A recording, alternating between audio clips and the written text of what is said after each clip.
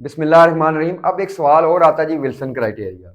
Student बड़ा परेशान आता है जी, विल्सन क्राइटेरिया। जी विल्सन साहब एक साइंटिस्ट थे। अब विल्सन क्राइटेरिया वो क्राइटेरिया जो डिजीज का क्राइटेरिया है। आप किस डिजीज की स्क्रीनिंग करेंगे? 2x2 टेबल तो टेस्ट का क्राइटेरिया है, आप कौन से टेस्ट को लेंगे?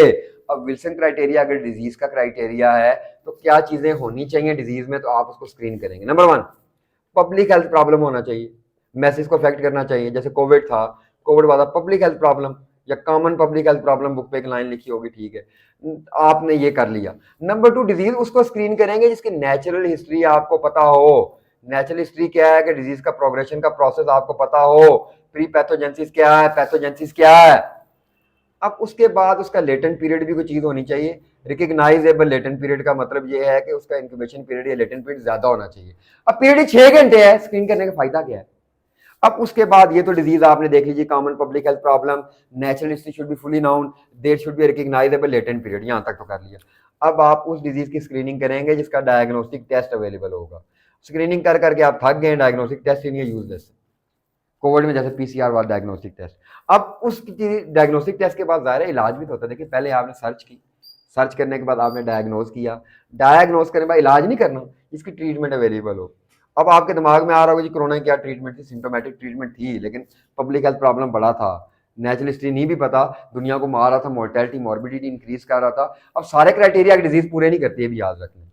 डायग्नोस्टिक टेस्ट हो गया, ट्रीटमेंट हो गया। अच्छा, एक एग्रीड ऑन पॉलिसी होनी चाहिए।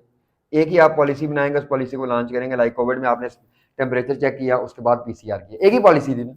Then HRCT, then benefit must be greater. अब देखिए कोविड में शायद हमारे पास नेचुरल हिस्ट्री भी नहीं था पता, लेटेंट पीरियड भी नहीं था पता, ट्रीटमेंट भी नहीं थी, बट बेनिफिट ज्यादा था। मोर्टेलिटी आप रिड्यूस कर रहे थे, मॉर्बिडिटी आप रिड्यूस कर रहे थे, तो ये उसका क्राइटेरिया। अब छोटा सा 1 मिनट का है कि लीड टाइम, ये एक्सेल पे नहीं लिखा हुआ, लीड टाइम क्या है? देखिए लीड टाइम क्या है कि advantage gained by screening. Lead time आप स्क्रीनिंग से देखें, आप एक डिजीज की मल्टीपल फेजेस होती हैं। आप देखें रिस्क फैक्टर आएगा, जाहिर है रिस्क फैक्टर आएगा तो there must be some outcome, disease होगी। बीच में कोई स्टेज नहीं होगी कि फर्स्ट कंटेक्ट टाइम या सेकंड पीरियड क्या है या यूजुअल टाइम ऑफ डायग्नोसिस क्या है।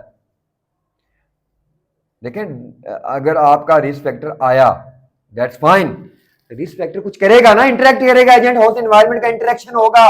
प्री पैथोजेंसिस के बाद अर्ली पैथोजेंसिस है, देन लेट पैथोजेंसिस है, तो ये अर्ली है, यहां सिम्टम आ गई। अब एक डिजीज यूजुअली यहां पे डायग्नोज होती है आउटकम से थोड़ा पहले, तो स्क्रीनिंग का बेनिफिट ये है कि आप इसको इससे पहले डायग्नोज करेंगे। आप स्क्रीनिंग जब करेंगे, आप ये याद रख लें, ये 1 है, ये 2 है, ये 3 है। 3 पे यूजुअली एक डिजीज डायग्नोज होती है, लेकिन स्क्रीनिंग की हेल्प से आप 1 और 2 पे डायग्नोज करेंगे। दैट इज लीड टाइम, जो कि आपको एडवांटेज मिला। क्या एडवांटेज मिला? कैंसर में आप अगर लेट डायग्नोसिस करेंगे, बंदा स्टेज 4 है, ग्रेड 4 है, डेथ हो जाएगी। लेकिन आप स्टेज 1 पे करेंगे तो आप ट्रीटमेंट कर सकते हैं। इसका एम्फेसिस अर्ली डायग्नोसिस है। अर्ली डायग्नोसिस का एडवांटेज अर्ली ट्रीटमेंट है। उसका एडवांटेज ये है डिजीज की कॉम्प्लिकेशन नहीं होती, डिजीज प्रोग्रेस नहीं करती। Thank you very much.